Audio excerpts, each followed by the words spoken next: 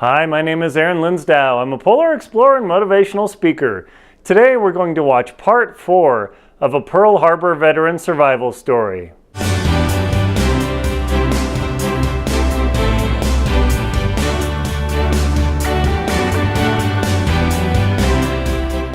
This Pearl Harbor veteran survival story is super inspirational, and that's why I want to share this with you.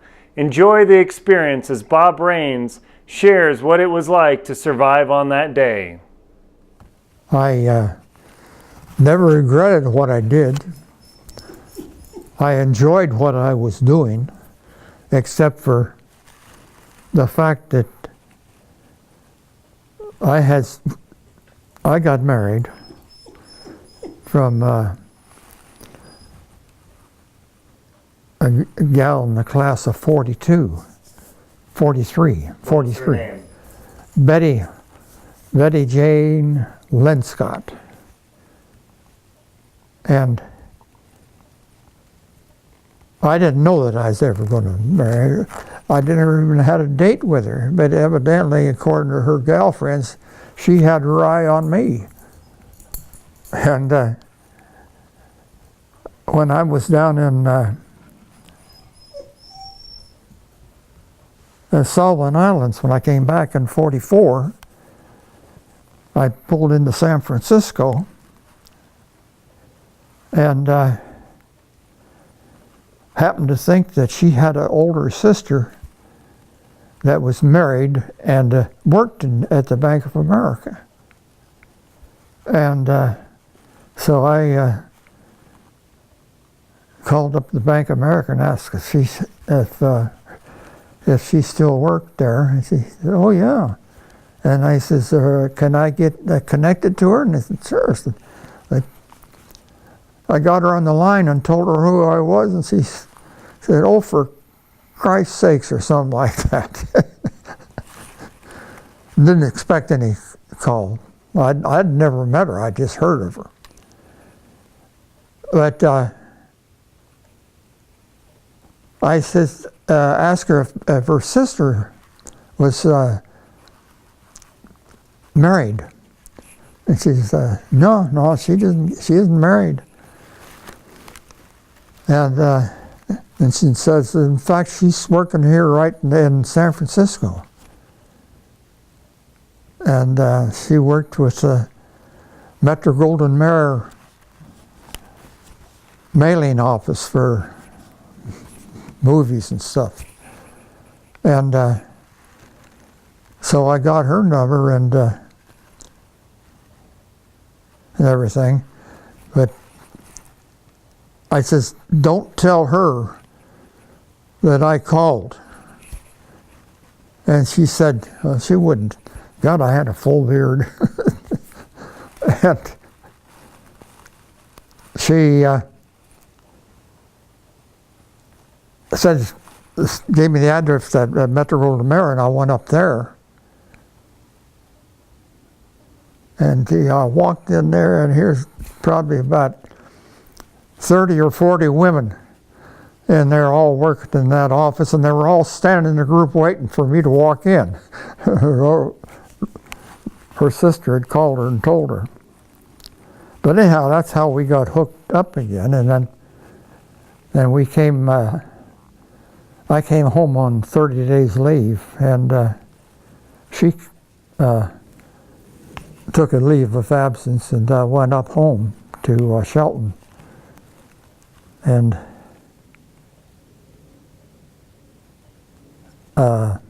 we had a couple dates. And heck, I had no car, I had nothing. And her dad had a '38 Buick, and she drove it and came down, picked me up, and we went up around or went out to eat or something. But anyhow, we ended up I called her up, and she stayed up there when I went back on new duty. And while I was waiting for assignment,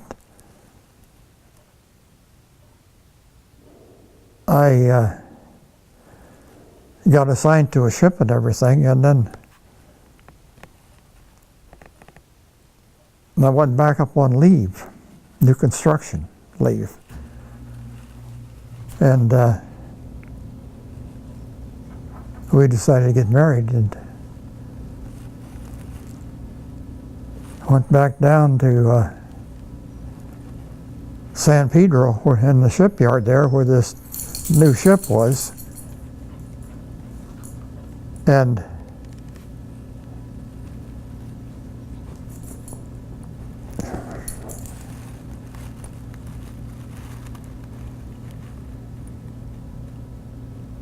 I called her up. I says, "How much money you got?" She says, "What? Why? What do you mean?" I said, "Why don't you come down and we'll get married?" And finally got talking back and forth and decided, okay. She talked to her folks first. Anyhow, she came down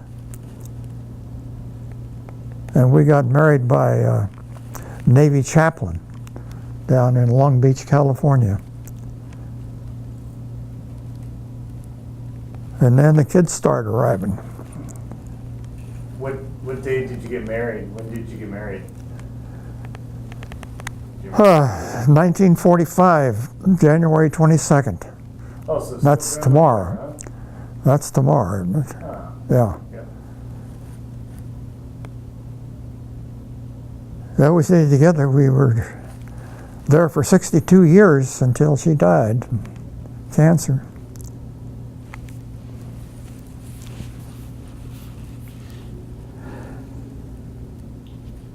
So when you watch those movies about World War II and Pearl Harbor, do you ever think they're pretty accurate, or how do you feel about them?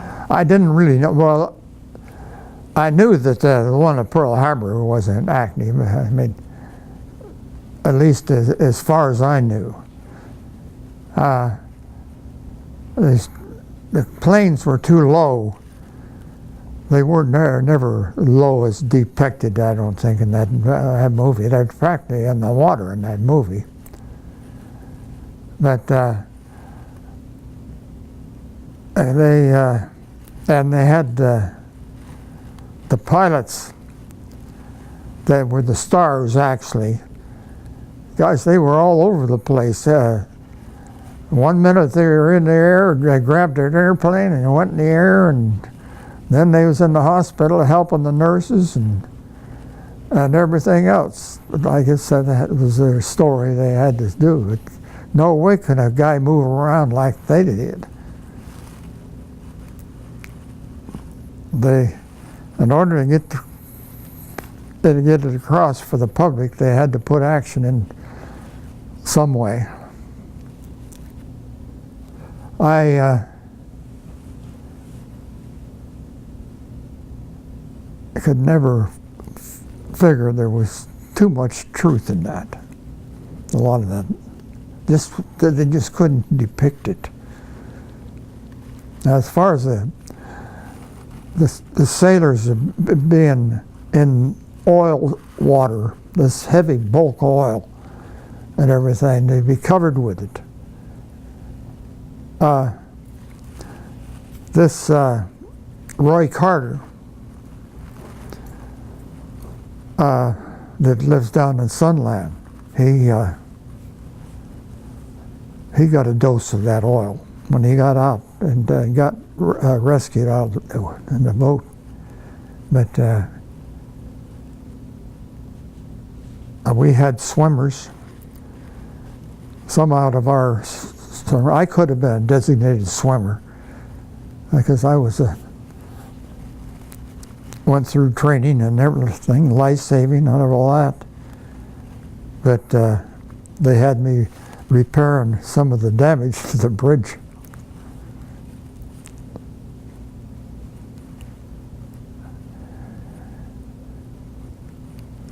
Did you have to be, so you didn't have to do your normal job, you had to do that plus other stuff, whatever they asked of you? Did I what? So you had to, besides your normal job, did you end up doing a lot of other stuff right after the attack to try and get things? Oh yeah. Wherever you went, wherever they told you to, but they told me to get up there and get these lines fixed.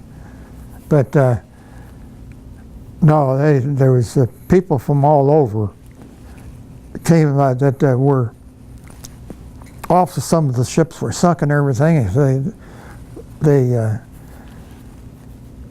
without being hurt or anything, they put them on the ship that they did need them, such as that.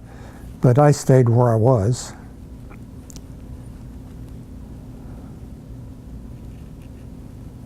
Did you lose a lot of friends you knew in that attack? No. No? Nobody that I knew. Yeah. I was lucky. They missed our bridge completely. My brother was lucky. That bomb hit more or less between him and me. And neither one of us got anything. Maybe a little hearing damage. But you couldn't really claim it. They say, oh, you had that before.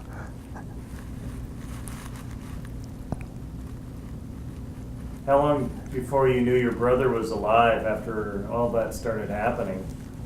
Did you think about that when you were doing what you had to do? Oh, yes. Yeah. Yeah, before I got down to see him, I didn't know whether we'd got any hits down there or not. And when I could see him standing there with that 3-inch shell in his arms there, I realized that he was okay. But his hearing was affected. He couldn't hear me. Even it was quiet around there then, except for the noise made on the ship. And what was your brother's name again? Carl. Carl is named after my dad. Okay. And what was his position or Navy title? He was a gunner's mate striker. Okay. In other words, he's going to be in the division with all the rest of the gunners on the ship. But he stayed there.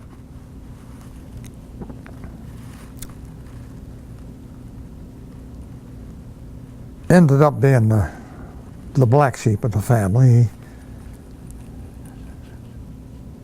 He gambled, he couldn't hang on to his money. Drank himself to death up in Alaska. But yet he's got 4 of the most beautiful daughters when he was married.